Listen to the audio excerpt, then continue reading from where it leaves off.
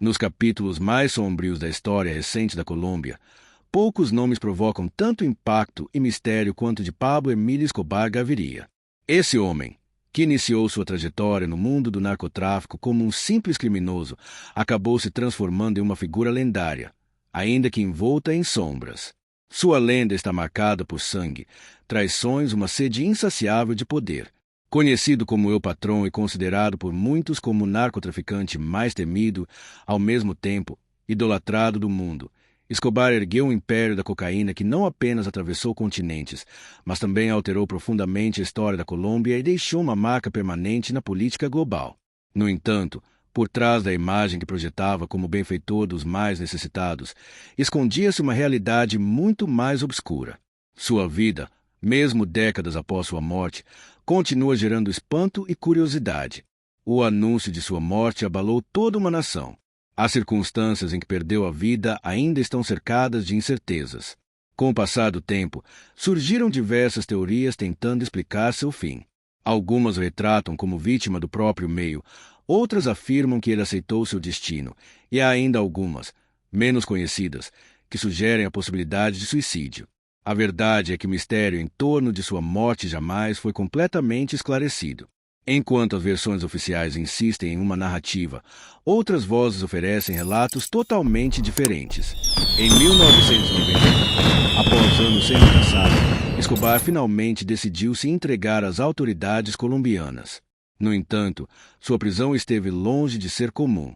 Graças a um acordo polêmico com o governo, foi detido em um lugar conhecido como La Catedral, uma prisão construída por ele mesmo em uma de suas propriedades particulares. À primeira vista, parecia que finalmente o criminoso mais poderoso do país havia sido colocado atrás das grades. Mas o que se seguiu foi uma farsa judicial sem precedentes. A chamada prisão, longe de ser um local de punição, era na verdade uma mansão luxuosa projetada para satisfazer todos os caprichos do chefe do cartel. O complexo não apenas se adequava ao seu estilo de vida, como também estava completamente distante da ideia de castigo. Parecia mais um resort de alto padrão, situado entre montanhas com vistas impressionantes. Nesse ambiente privilegiado, Escobar vivia como um monarca, demonstrando que, apesar de estar supostamente preso, seu poder no país permanecia intacto. Dentro da catedral, ele desfrutava de luxos impensáveis para qualquer prisioneiro comum. Havia campos de futebol onde seus homens jogavam como se estivessem em um clube particular, jardins amplos com trilhas para caminhadas e até cascatas artificiais que embelezavam o cenário. Nos momentos de lazer, Escobar aproveitava a tranquilidade da natureza ao seu redor enquanto planejava os próximos passos de sua operação criminosa.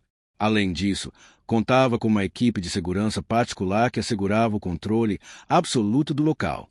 Enquanto isso, o governo colombiano tentava, sem sucesso, manter uma aparência de autoridade, mas era evidente que quem realmente comandava ali era Escobar. As forças externas não tinham capacidade de intervir ou impedir as ações do narcotraficante. De dentro da prisão, Escobar continuava gerenciando o negócio do tráfico de drogas como se nada tivesse mudado.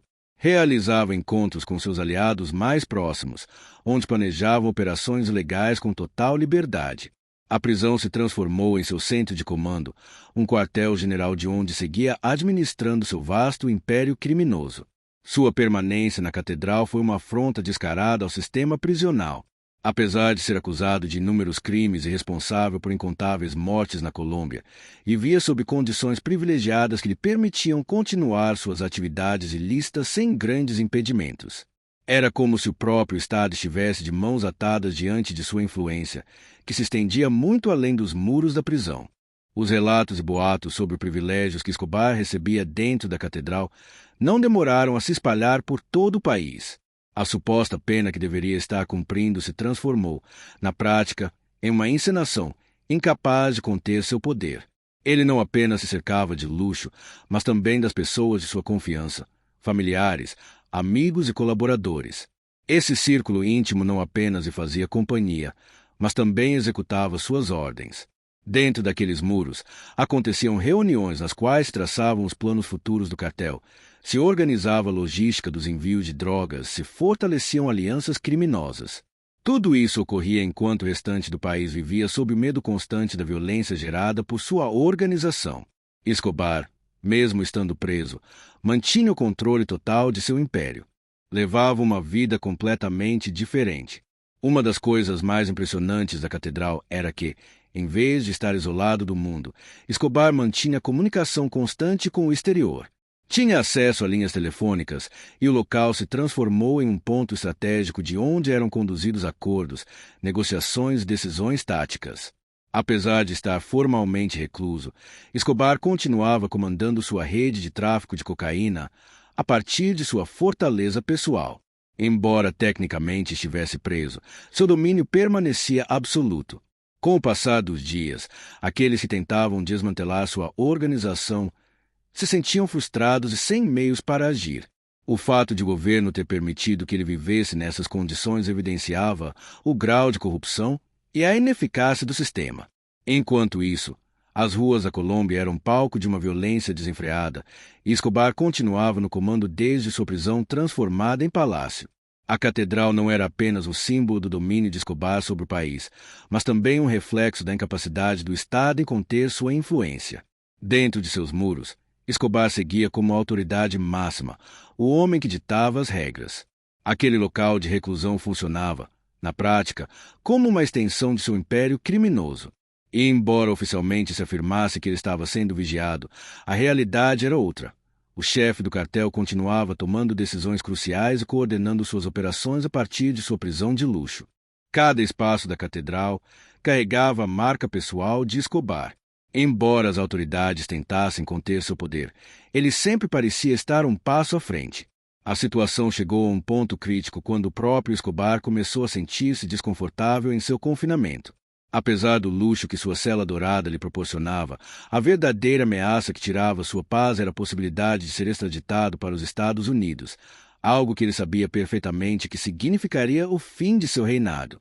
A relação entre Escobar e o Estado colombiano começou a se desgastar. O que inicialmente parecia ser um acordo vantajoso para ambas as partes, logo se transformou em um cenário repleto de tensões, desconfiança e traições. O narcotraficante, sempre estrategista, estava disposto a fazer o que fosse preciso para garantir sua liberdade, mesmo que isso significasse enfrentar novamente o governo e desafiar as leis que antes conseguirá manipular com tanta facilidade. O já frágil vínculo entre Escobar e as autoridades colombianas atingiu seu ponto máximo de ruptura em 1992. Apesar das aparências, ele jamais perdeu o controle de sua organização. Sua sagacidade seguia evidente mesmo dentro dos muros da catedral. Quando a situação começou a se tornar insustentável, entendeu que aquele confinamento, que a princípio havia representado uma vantagem, já não lhe oferecia segurança nem a liberdade que tanto desejava. A pressão crescente do Estado e o constante medo de ser extraditado aos Estados Unidos o levaram a tomar a decisão mais ousada de sua vida. Na madrugada de 22 de julho de 1992, ocorreu uma virada decisiva na história do crime organizado em nível mundial. Em uma operação planejada com precisão cirúrgica, Escobar fugiu da catedral acompanhado por vários de seus homens de confiança.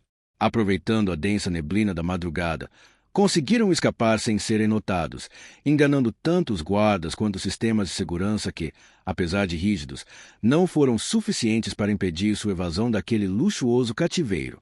A rapidez com que a fuga foi executada deixou perplexos os responsáveis por sua custódia.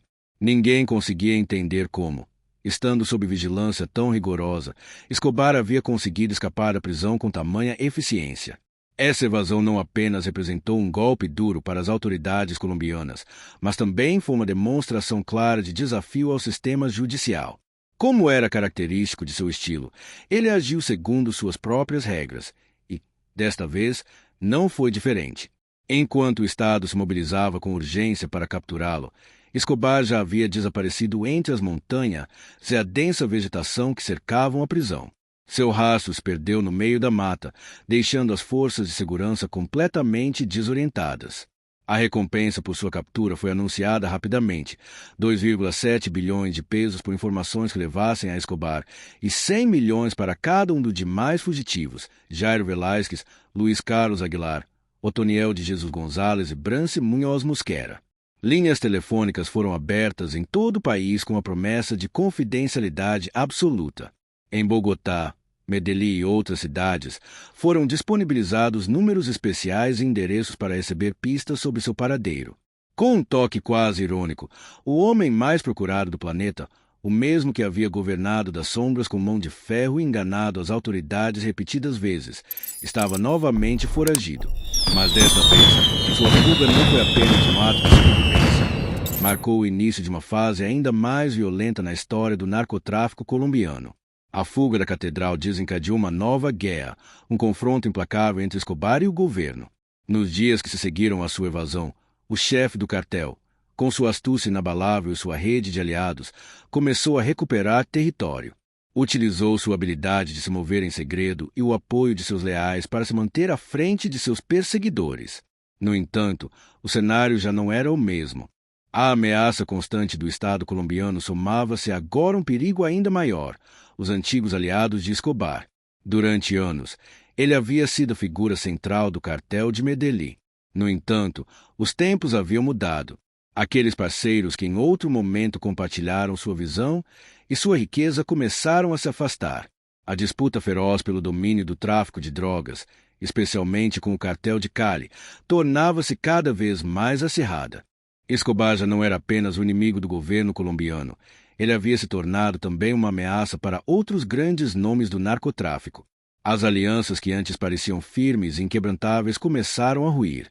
Alguns dos líderes do cartel de Cali, ao vislumbrar a oportunidade de assumir o controle total do comércio de cocaína, começaram a traçar planos para eliminar Escobar, temendo que seu retorno ao poder representasse um risco direto à sua supremacia. A fuga do chefe do narcotráfico também desencadeou um conflito interno entre as organizações criminosas, especialmente com o cartel de Cali, que passou a tomar medidas concretas para enfrentá-lo. Nos dias que se seguiram à sua evasão, o narcotraficante de Medellín não enfrentava apenas a pressão do Estado, agora também era alvo de seus antigos parceiros, que viam sua eliminação como um objetivo prioritário. Sabiam que, se Escobar recuperasse o controle, seus dias no comando do negócio estariam contados. Em meio a esse cenário marcado por traições e alianças rompidas, o governo colombiano, já sem margem para continuar tolerando sua influência, decidiu agir. Assim surgiu o Bloco de Búsqueda, uma força especial composta por integrantes da Polícia Nacional, do Exército e de agências internacionais como a DEA. A missão era clara: localizar e pôr fim ao império de Escobar, encerrando de vez seu reinado de terror. Esse grupo especial iniciou uma caçada implacável por todo o território colombiano, procurando qualquer indício que levasse até o narcotraficante mais temido da época. No entanto, Escobar, conhecido por sua astúcia e habilidade para escapar das autoridades, continuava fora do alcance graças à sua extensa rede de contatos e ao profundo conhecimento que possuía do terreno. Enquanto isso, as forças de segurança ficavam sempre um passo atrás, frustradas diante de cada movimento inesperado do fugitivo. Durante esse período, as ações de Escobar se tornaram cada vez mais ousadas e seu comportamento mais violento.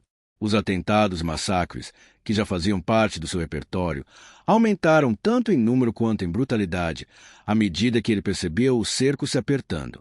Valendo-se de toda a sua influência e recursos, implantou um clima de terror pelo país, com o objetivo de desestabilizar o governo e provar que ainda era capaz de enfrentá-lo de igual para igual. A violência explodiu em todas as regiões da Colômbia. Ocorreram explosões, assassinatos direcionados e ataques contra estruturas vitais. Escobar queria forçar o governo a negociar, e para isso transformou o país em um verdadeiro campo de batalha. O grupo conhecido como Los Extraditables reivindicou a autoria de ações como o atentado em Bogotá, que teve como alvo o edifício da polícia secreta e resultou em uma tragédia. Mais de 35 mortos, centenas de feridos e prejuízos materiais incalculáveis. Em sua lógica distorcida, cada ato de destruição servia como demonstração de que ainda era capaz de influenciar os rumos dos acontecimentos, mesmo estando cada vez mais encurralado. A fuga de Escobar transformou-se em um problema de proporções nacionais e deu origem a uma das maiores operações já vistas na história do crime organizado.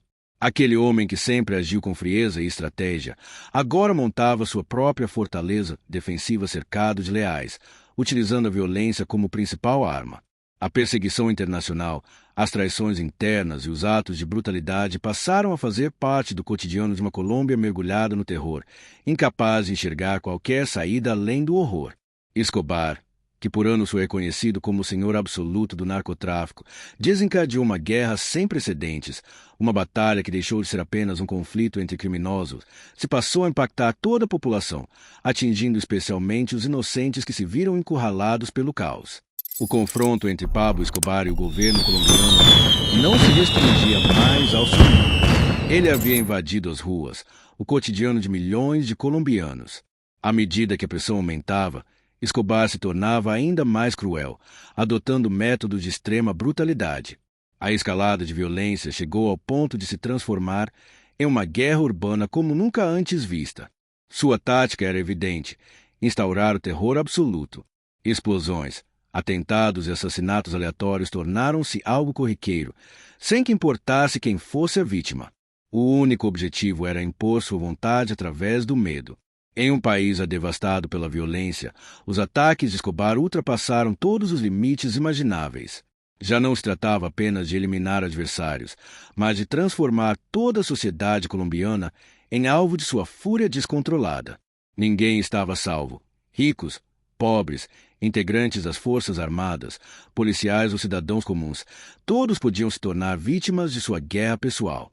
Em grandes centros urbanos como Bogotá, Medellín e Barranca Bermeja, o terror passou a fazer parte do cenário cotidiano. A violência havia se tornado parte da rotina. Carros recheados de explosivos explodiam com frequência, deixando um rastro de morte e destruição por onde passavam. Não era raro que, em um único dia, ocorressem várias detonações, cada uma mais devastadora que a anterior. O som dessas explosões ficava gravado na mente das pessoas, que viviam com o medo constante de que o próximo atentado pudesse atingi-las a ela ou a seus entes queridos. Tanto a população quanto as autoridades já não conseguiam compreender a lógica por trás dessa sequência de ataques. Enquanto os cidadãos se esforçavam para manter uma aparência de vida normal, Escobar, obcecado em controlar tudo ao seu redor, mergulhou o país em um clima de terror que apagou qualquer vestígio de normalidade. O que começou como uma disputa para preservar seu domínio sobre o tráfico de cocaína acabou se transformando em um cenário quase apocalíptico, onde a fronteira entre viver e morrer era praticamente invisível. Escobar, como se fuera uma divindade vingativa, não fazia distinções. Não separava aqueles que o enfrentavam diretamente daqueles que simplesmente eram vítimas colaterais de sua fúria desmedida. Sua campanha de terror não se limitava a autoridades, juízes ou policiais. Também atingia em cheio a população civil, que ficou encurralada no meio do confronto entre o Estado e os cartéis. Os números de mortos eram alarmantes. Em Medellín, um dos redutos mais importantes do narcotraficante, um único ataque resultou na morte de 19 pessoas. Em Bogotá, capital do país, o saldo foi ainda mais trágico: 39 vidas perdidas. Mas por trás desses dados frios estavam histórias reais de sofrimento. Famílias destruídas, comunidades mergulhadas na dor e na desesperança. Em Barranca Bermeja, outro atentado tirou a vida de mais 16 pessoas. Esses episódios deixaram de ser incidentes isolados, se passaram a compor uma rotina sombria. Era como viver em um pesadelo constante. Os colombianos carregavam o temor diário de se tornarem apenas mais um número na contagem macabra das vítimas de Escobar. O mais assustador dessa onda de violência era que ele já não impunha nenhum tipo de limite. Para Escobar, todo o aparato estatal colombiano era um inimigo a ser destruído. E em sua mente já não havia espaço para trégua ou negociação. Movido por um ego inflado e uma sede insaciável de poder, queria provar que ninguém, nem o governo, nem o sistema judicial, nem os cidadãos comuns, estava fora do seu alcance. A guerra ultrapassava a disputa pelo controle do tráfico de drogas. Era também uma batalha pelo domínio psicológico de toda uma nação. Escobar buscava manter viva sua imagem como alguém capaz de lançar um país inteiro no caos com apenas uma ordem. No entanto, o cenário começou a mudar à medida que a pressão sobre Escobar aumentava. Enquanto ele seguia espalhando terror pelas ruas, novos inimigos emergiam do próprio universo do narcotráfico. Um grupo conhecido como Los Pepes, formado por antigos aliados que agora se voltavam contra ele, iniciou uma caçada sistemática aos homens de confiança de Escobar. A traição passou a ser uma constante. Os ex-companheiros, exaustos da violência desenfreada e do domínio absoluto que Escobar exercia, resolveram agir. Los Pepes começaram a desmantelar as redes do cartel de Medellín, perseguindo implacavelmente aqueles que ainda se mantinham fiéis ao chefe. Escobar, cada vez mais cercado por inimigos vindos de todas as direções, começava a assistir ao colapso interno de seu império. Essa reviravolta dramática não apenas evidenciou o enfraquecimento do poder de Escobar, como também expôs o preço de uma obsessão desmedida por controle. O homem que outrora ergueu um império baseado no medo agora se vê enfrentando não apenas o Estado colombiano, mas também aqueles que um dia estiveram ao seu lado. E enquanto os atentados continuavam e as traições se multiplicavam, pouco a pouco, Escobar foi ficando isolado, enquanto a Colômbia atravessava um dos períodos mais sombrios de sua história. Uma era em que a violência se transformou em instrumento de dominação e a morte passou a ser uma presença constante para todos que viviam sob a sombra do medo. O dia 2 de dezembro de 1993 se tornou uma data emblemática que marcou o fim de um ciclo. Embora o eco desse momento ainda reverbere nos cantos mais obscuros da história, foi nesse dia que Pablo Escobar, o homem que mergulhou o país em um oceano de sangue e destruição, acabou encurralado, com os fios de sua existência prestes a se romper. Após mais de 12 meses de uma busca implacável, uma operação conjunta das forças de segurança colombianas conseguiu localizar seu paradeiro. Tudo graças a uma série de ligações telefônicas feitas por Escobar ao seu filho. Um detalhe que, à primeira vista, parecia irrelevante, mas acabou sendo a peça-chave que levou à sua localização. No entanto, fiel ao seu perfil, Escobar, assim como seu império, não se entregou sem resistir. Naquele dia decisivo, quando o cerco se fechava rapidamente e seu nome já era sinônimo de terror, o narcotraficante tentou fugir pelos telhados das casas vizinhas. Mas a morte já o aguardava nas alturas. As forças de segurança, bem preparadas e determinadas a pôr fim ao seu legado de terror, agiram sem hesitação. A tentativa desesperada de fuga foi frustrada e o homem que havia criado um monstro criminoso encontrou seu fim entre os tijolos da própria lenda. A versão oficial, divulgada com orgulho pelas autoridades, afirmava que Escobar havia sido morto em um confronto direto com as forças de segurança. No entanto, como costuma acontecer nas páginas mais sombrias da história, logo surgiram versões alternativas. Os Pepes, aqueles antigos aliados que se voltaram contra ele, afirmavam ser os verdadeiros responsáveis por localizá-lo e executá-lo. Segundo sua narrativa, Escobar não caiu em combate, mas foi caçado de forma calculada, como parte de um jogo mortal de estratégia, e eliminado friamente como vingança por anos de crueldade. Contudo, as teorias mais perturbadoras vêm daqueles que acreditam que foi o próprio Escobar quem escolheu tirar a própria vida ao perceber que não havia escapatória possível. Seu filho relatou que o pai chegou ali a ensinar como cometer suicídio, alertando que nunca se devia atirar na boca, na testa ou na têmpora, pois esses disparos poderiam se desviar e não causar a morte. Para ele, o único ponto certeiro seria o ouvido direito, algo que ele teria confirmado com médicos. E foi exatamente nesse local que o tiro fatal foi encontrado. Além disso, naquele dia, Escobar quebrou um padrão de comportamento. Usou o telefone várias vezes, algo que não fazia havia mais de uma década. Essas ligações, segundo o filho, não foram simples coincidências, ele queria ser localizado. Seria possível que o homem que nunca demonstrou medo diante do Estado, nem mesmo diante da própria morte, tenha finalmente sucumbido ao peso do desespero? Em uma nação marcada por mitos e lendas, muitos acreditam que Escobar não foi capturado, mas que, ao perceber seu império desmoronando como um castelo de cartas, decidiu tomar o controle de seu próprio destino. Há rumores que sugerem, inclusive, que seu corpo foi encontrado em uma posição que indicaria um ato deliberado, um suicídio cometido antes que as autoridades pudessem alcançá-lo. Diversas versões foram divulgadas, mas nenhuma conseguiu esclarecer de forma definitiva o que realmente aconteceu naqueles momentos finais. A única certeza é que, naquele 2 de dezembro de 1993, desapareceu uma figura gigantesca. E em seu lugar nasceu um mito que continua vivo até os dias de hoje. A imagem de Pablo Escobar, conhecido como El Patrón, permanece profundamente enraizada na memória coletiva dos colombianos e no imaginário popular. Mesmo sem seu corpo presente, sua influência ainda paira como uma sombra persistente sobre a história do país. As marcas que deixou são profundas, e muitas vezes parece que ele nunca se foi de verdade. O legado de Escobar é tão contraditório quanto fascinante, assim como sua própria vida. Em Medellín, sua cidade natal, e em diferentes partes do mundo, seu nome ainda gera discussões e provoca reflexões. Para alguns, ele foi um herói popular, alguém que, apesar de seus crimes, estendeu a mão aos mais carentes, construindo bairros, campo de futebol e oferecendo empregos a milhares de pessoas. Para outros, foi um verdadeiro monstro que mergulhou a Colômbia em um ciclo de caos, sangue e desespero, deixando para trás um rastro de vítimas inocentes. O fato é que Escobar, o homem que ergueu um império com base na violência, no medo e no poder absoluto, segue sendo uma figura envolta em mistério e ambiguidade. Sua trajetória foi marcada por contradições, e isso só reforça o enigma que o cerca.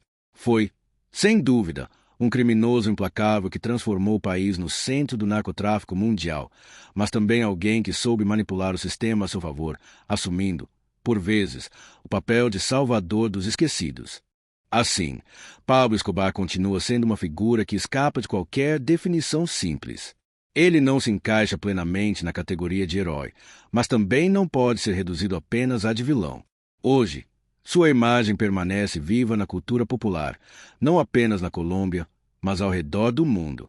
Documentários, séries e livros continuam investigando sua trajetória, revelando facetas ocultas de seu domínio e alimentando a lenda que, para o bem ou para o mal, jamais chegou a desaparecer por completo. Escobar, o homem que ousou desafiar as leis, enfrentar governos e até zombar da própria morte, continua sendo o enigma indecifrável. Uma figura que ultrapassou os limites do real e se transformou em parte da mitologia contemporânea.